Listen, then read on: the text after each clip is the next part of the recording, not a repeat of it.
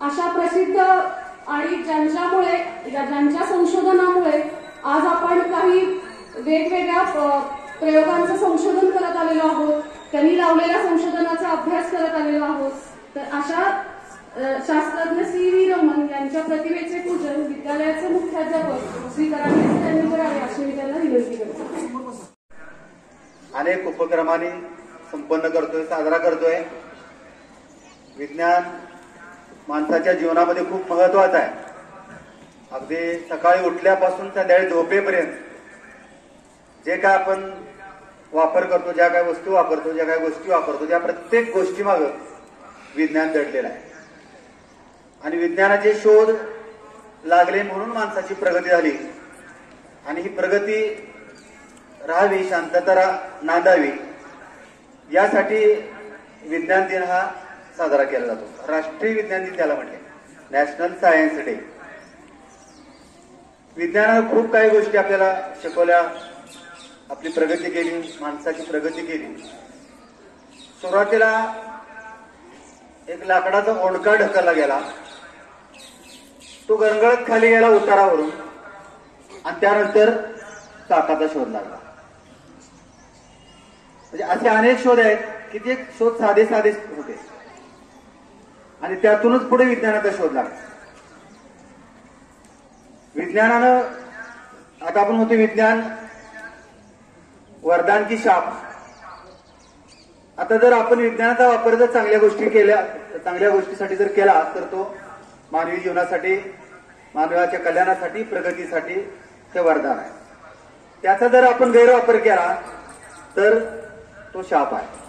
म्हणजे विज्ञान हे आपल्या जीवनामध्ये महत्वाचं आहे. विज्ञान म्हणजे काय? विशेष असं ज्ञान. विज्ञान विशेष असं ज्ञान.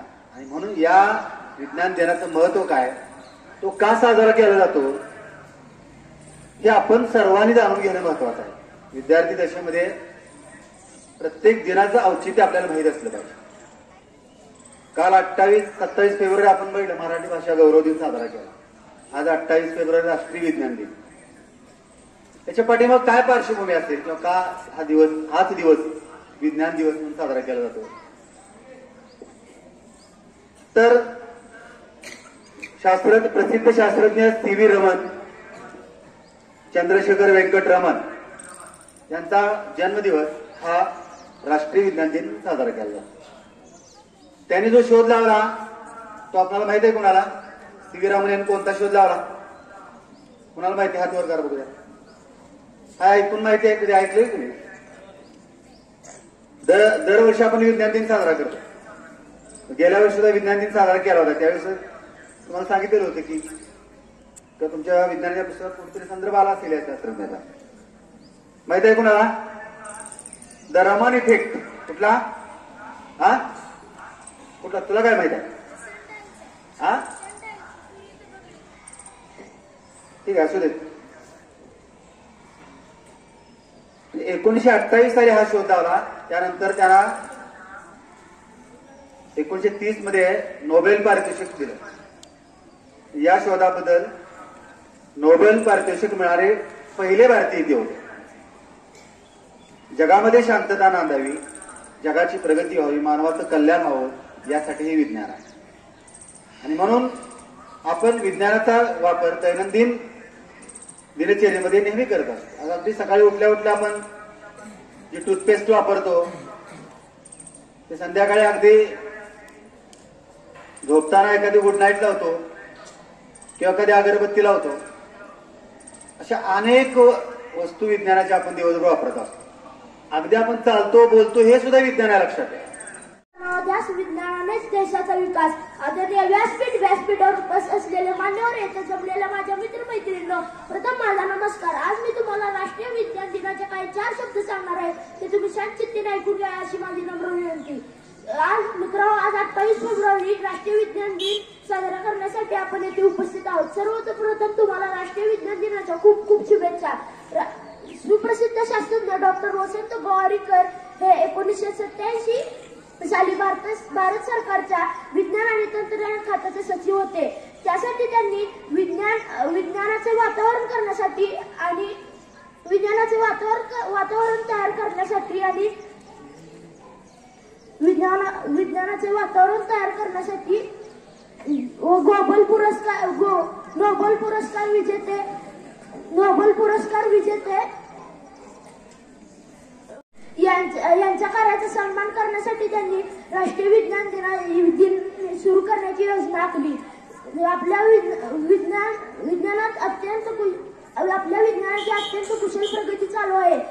त्यात न्यूटन यांचेच उदाहरण घ्या. एडिसनच्या कानाचा प्रॉब्लेम होता तरी त्यांच्या आईच्या घरामुळे ते यशस्वी झाले आणि त्यांनी बलाचा शोध लावला. असा भारतातला प्रत्येक नागरिक जागृत झाला पाहिजे. मी म्हणत नाही इतर विषय शिकवू नका. विज्ञान हा असा विषय आहे जो भौतिक, रासायनिक आणि जैविक ब्रह्मांड घडण्यासाठी ज्ञान देतो व जाता एवढेच बोलतो.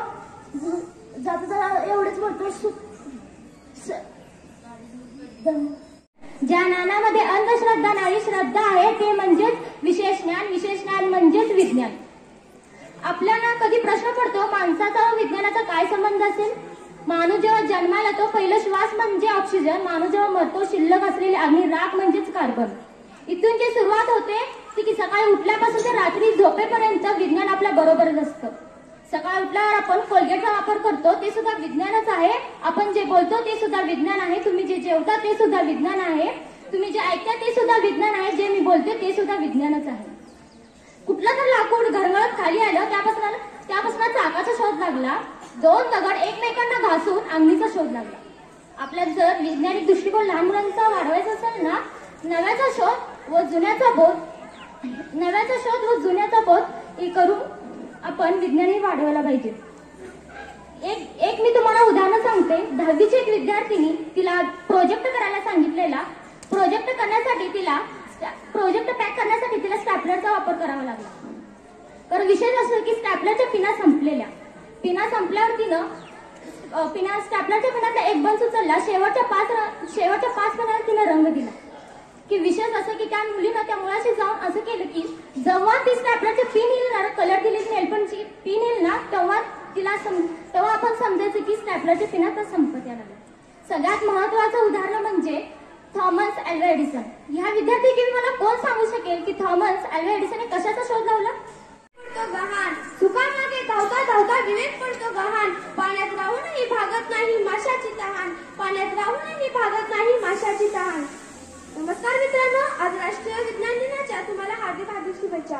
मला असं वाटते की विज्ञान हा मानवाला मिळालेला एक प्रभावी डोळा आहे. ज्याचा वापर जो आयुष्यात करणार नाही तो खरोखरच आंधळा आहे. मित्रांनो, माणसाला स्वप्नात देखील वाटले नसेल की तो पक्षाप्रमाणे आकाशात उडू शकतो, माशाप्रमाणे पाण्यात पोहू शकतो आणि प्राण्यांबरोबर पळूही शकतो. पण हे शक्य झाले ते विज्ञानामुळेच ना. तरीही एक प्रश्न नेहमी मनात घुंगावतो. विज्ञान शाप की वरदान. मित्रांनो, आपण विज्ञानाचा डोळसपणे आणि योग्य वापर केला तर विज्ञान आपल्यासाठी वरदान आहे. मित्रांनो, कोणीतरी भोंदू बाबा येतो, काहीतरी चमत्कार करतो आणि आपल्याला वेडं बनवतो आणि आपण या अंधश्रद्धेच्या आहारी जातो. म्हणूनच मला म्हणावेसे वाटते की अंधश्रद्धा अज्ञानाने केले वाटोळे. दे विज्ञाना सर्व जगाला ज्ञानाचे डोळे. आणि तिथं माझे छोटे मोठे मित्रांनो, मी तुम्हाला राष्ट्रीय विज्ञानाचे खूप शुभेच्छा देते आणि मी तुमच्या आभार मानते की तुम्हाला 4 शब्द बोलण्यासाठी वेळ दिला. आज 28 फेब्रुवारी आपण सर्वजण इथे जमले आहोत कारण की आपण आज राष्ट्रीय विज्ञान दिन साजरा करण्यासाठी. मित्रांनो, दिवसाची सुरुवात आणि शेवट आपण विज्ञानाने करतो. जसं की सकाळी उठल्यानंतर आंघोळीसाठी सुरू करतो तो गॅस नाहीतर गिझर आणि रात्री झोपताना मच्छर चालतात म्हणून आपण सुरू करतो म्हणजे गुड नाईट. मित्रांनो,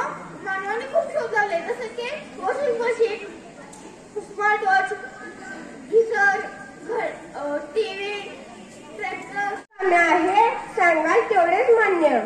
प्रत्येक क्षेत्रात माझा तसा काम करतो मी नोकर जसा. साठवून ठेवतो माहिती खोल, चटकन करतो आकडे मोड. सांगा पाहून मी कोण?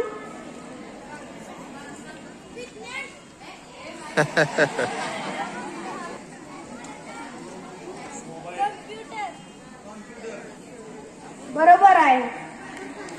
संगणक हे उत्तर बरोबर आहे. Very good.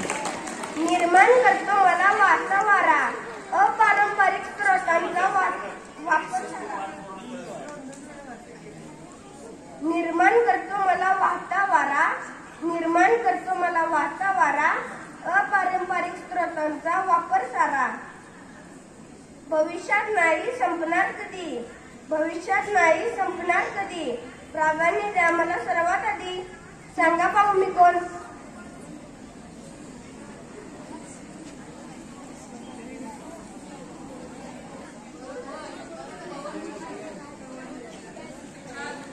पवन ऊर्जा हे उत्तर बरोबर आहे.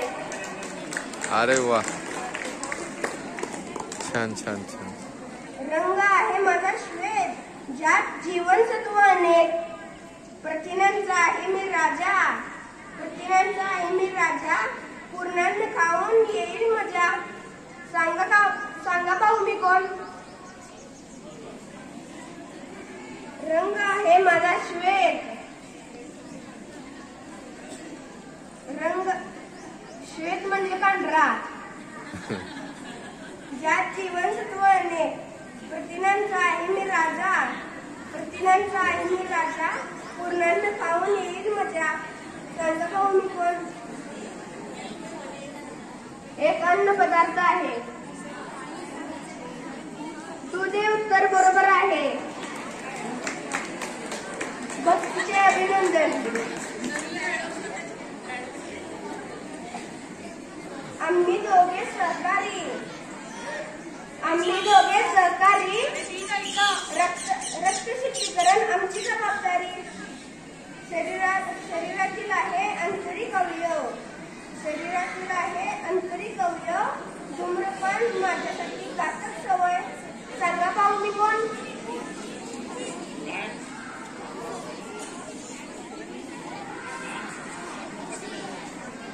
फुफ्फुसे हे उत्तर बरोबर आहे.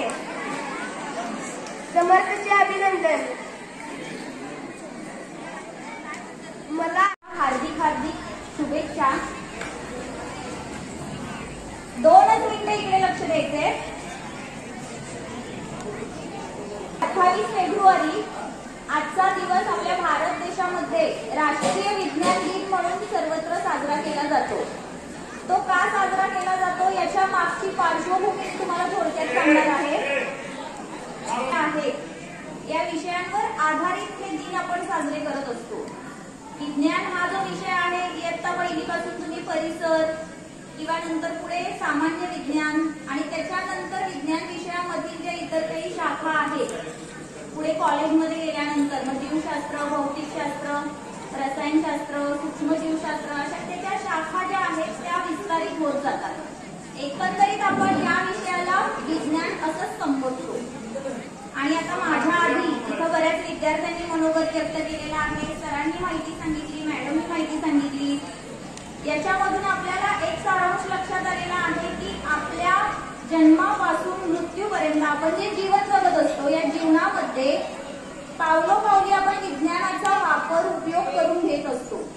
आणि दिवसेंदिवस याच्यामध्ये प्रगती होत चाललेली आहे. आणि आता विज्ञान हा आपल्या जीवनातला एक अविभाज्य घटक झालेला आहे असं आपल्याला वाटतं. पण तरी सुद्धा वर्षामधून एक दिवस, हा दिवस आपण का साजरा करायचा? तर तुम्ही आता शालेय जीवनामध्ये आहात. तुम्हाला विज्ञान या विषयाचं महत्त्व कळावं. तुमच्यामध्ये सुद्धा शास्त्रज्ञ लपलेले आहेत. तुम्ही सुद्धा नवीन नवीन शोध वेगवेगळे लावत असता. लावता ना? खेळ खेळत असताना फक्त ते शोध जे असतात ते विघातक नसून विधायक असावेत. म्हणजे इतरांच्या आणि आपल्या दृष्टीने ते फायद्याचे, उपयोगी पडणारे असावेत. तर असे जे काही शोध आतापर्यंत लावले गेलेले आहेत किंवा तुमच्यामधील सृजनशील मानसिकता जी आहे ती विकसित व्हावी या दृष्टिकोनातून आणि आतापर्यंत या विज्ञानमध्ये भारतातील असतील किंवा इतर देशांमधील जे शास्त्रज्ञ आहेत त्यांनी काय योगदान दिलं, काय काय शोध लावले याची पुन्हा एकदा उजळणी व्हावी, पुन्हा एकदा ते शोध आपण पहावे, हा सगळा दृष्टिकोन लक्षात घेऊन आपण 28 फेब्रुवारी हा दिवस राष्ट्रीय विज्ञान दिन म्हणून साजरा करत असतो. विज्ञान दिन शाळांमधून हा साजरा केला जातो.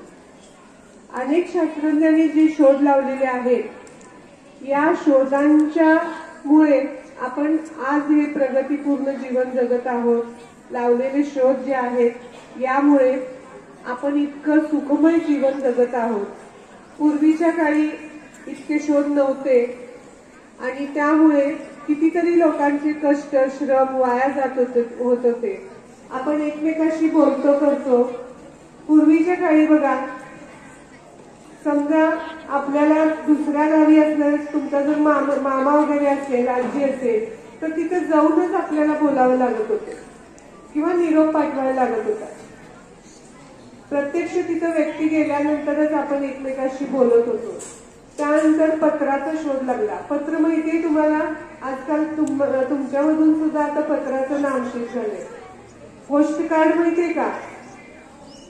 पोस्ट कार्ड वरती पत्रावरती आपण मजकूर लिहिला जात होता आणि तो पोस्टात टाकून 2-3 दिवसानं ते पोहोचत होतं. पोस्ट कार्ड नंतर तारेचा शोध लागला. तार म्हणून होती की आपण पोस्टामध्ये जायचं आणि आपण जे वर्डिंग जो मेसेज द्यायचा आहे किंवा निरोप द्यायचा आहे तो त्या तारेमार्फत त्या गावापर्यंत पोहोचायचा. यानंतर हळूहळू मोबाईलचा फोनचा शोध लागला. कोण लावला फोनचा शोध सांगा? टेलिफोनचा शोध कोण लावला? शास्त्रज्ञाचं नाव सांगायचं. टेलिफोनचा शोध कोण लावला? Graham Bell. कुणाला नाही माहित? 9वीचे विद्यार्थी नुसता इथं बसायचं नाही दंगा करत. आणि हे टेलिफोन कसे होते? लँडलाईन होते. पूर्वीच्या काळी लँडलाईन मार्फतच आपण एकमेकाशी बोलत होतो. त्यानंतर मोबाईलचा शोध लागला. मोबाईल पण पूर्वी कसे होते? अगदी बटनाचे होते. त्यामध्ये अँड्रॉइड किंवा व्हॉट्सअप वगैरे होतं का? त्यामध्ये नाही. अगदी फक्त डायल बटनानं आपण नंबर फक्त हे करायचा आणि बोलू शकत होतो आपण. आणि त्यानंतर आता सगळे मोबाईल अँड्रॉइड झालेले, व्हॉट्सअप वरती वगैरे. व्हॉट्सअपचा शोध लागल्यानंतर परत आपण व्हिडिओ कॉलिंग करू लागलो, व्हॉइस कॉलिंग करू लागलो. व्हिडिओ कॉलिंग मध्ये अगदी परदेशात असणाऱ्या आपल्या व्यक्तीबरोबर सुद्धा आपण बोलू शकतो किंवा समोर ती व्यक्ती बघू शकतो. अजीवनसत्वाच्या अभावामुळे कोणता रोग होतो? नाईट ब्लाइंडनेस म्हणजे रातांधळेपणा. हे उत्तर बरोबर आहे. तिसऱ्या गटाला गुण मिळालेले आहे.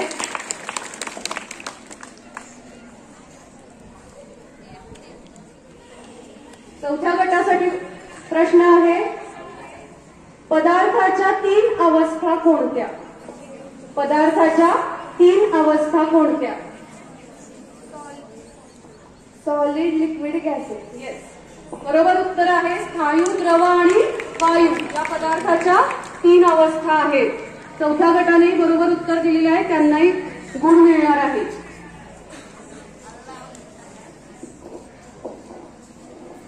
पाचव्या गटासाठी प्रश्न आहे, घरंगळणाऱ्या वस्तूमध्ये कोणती ऊर्जा असते? Kinetic energy. येस, गतिज ऊर्जा हे उत्तर बरोबर आहे. घरंगळणाऱ्या वस्तूमध्ये गतिज ऊर्जा असते हे उत्तर बरोबर आहे. 5व्या गटालाही गुण मिळालेले आहेत. आता 6व्या गटासाठी प्रश्न आहे,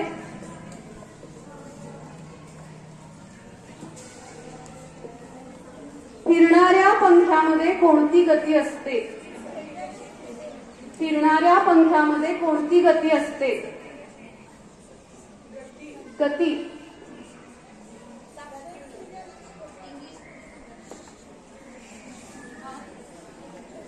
Which motion is movement of fan? Yes, circular motion is the correct answer. वर्तुळाकार गती हे उत्तर बरोबर आहे. सर्व सहभागी गटांनी पहिल्या फेरीमध्ये खूप छान प्रतिसाद दिलेला आहे. सर्व गटांचं या ठिकाणी अभिनंदन आणि पुढील फेरीसाठी शुभेच्छा. गटासाठी प्रश्न आहे. या उपकरणाला काय म्हणतात? Test tube. यालाच परीक्षा नळी. हे उत्तर बरोबर आहे. टाळ्या वाजवा यांच्यासाठी.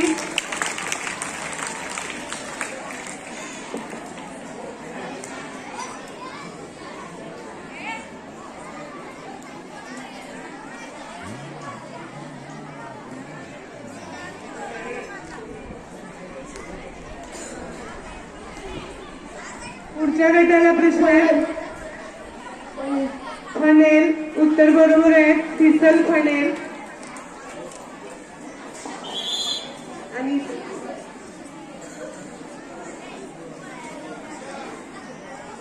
शेवटच्या गटाला आहे मॅग्नेट. उत्तर बरोबर आहे. लाकूड तयार होत नाही. श्रेयसचा गट आहे. बनियन. Banana banana. उत्तर चुकलेलं आहे. तू बनियन सांगितलंय. पहिला उत्तर चुकलंय. बनियन डबल नाही. तुझं उत्तर चुकलं म्हणजे तू यातून बाहेर गेला. या दोघांमध्ये आता पहिला आणि 6वा गट. Which pigment determines the color of our hair? आपल्या केसाचा रंग कोणत्या रंगद्रव्यानुसार? मेलॅनिन. उत्तर बरोबर आहे. 6व्या गटाला गुण मिळालेले आहेत. उत्तेजनाचा द्वितीय क्रमांक आहे. गट क्रमांक 4 विक्रम साराभाई. गट क्रमांक 4 ऋतुजा काळे, जान्हवी मोरे, तनुजा मोळके आणि श्रेया गायकवाड.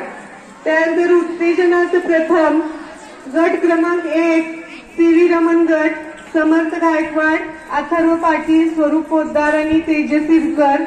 उत्तेजनात प्रथम विभागून दिलेला आहे. यामध्ये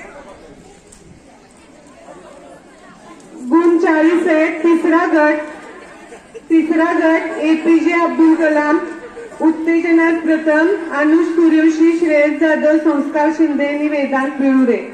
यानंतर तृतीय उत्तेजनात द्वितीय विक्रम साराभाई. चौथा गट झालेला आहे. उत्तेजनात प्रथम झाला.